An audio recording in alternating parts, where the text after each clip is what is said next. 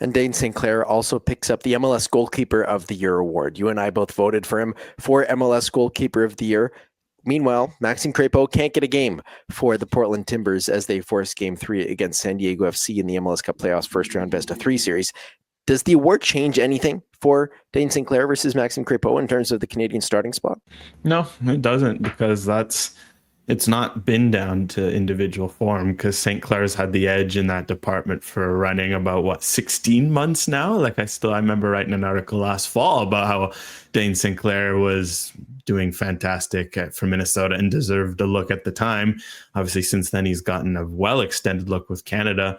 I think it ties back to something I said earlier with Jesse Marsh, where you want to reward club form, but also when guys are showing that they're able to step up with Canada and perform, there has to be a certain grace, especially with veterans. And I think there's a balance to be had, because then on the flip side, you kind of have what's happened with Kyle Larin, where clearly his form hasn't been there, and maybe he's earned a bit of too many opportunities relative to his form. That is not to be harsh on Kyle Larin, but on the flip side, with Maxime Crépeau, every time he wears the gloves, he's good to great. Every time Stefan Eustáquio is another one, you could have this argument, right? Like in form wise, Choinière, Saliba, and Kone are all ahead of him in terms of club form. But the reality is, when Stefan Eustáquio puts on that number 7 shirt with the captain's armband, he's usually one of Canada's best players.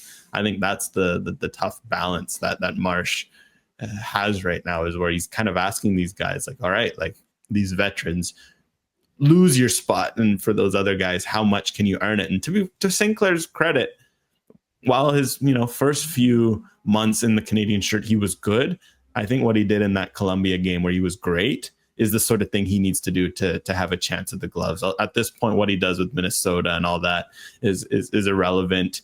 Although with both of them, I think next year is going to be even bigger, because with both of them being free agents, how they approach that and where they go and what they do will maybe be where Marsh has to finally draw a line. Like if Crépeau finds a great club situation, what's up with St. Clair, then we'll see there. And of course, Canada having those 2 friendlies in November, and then we won't see them until the March window, where they'll presumably have another 2 friendlies, and then it's into the June window. There's supposed to be the Canadian Shield still, and then it's the World Cup, and it's the big dance.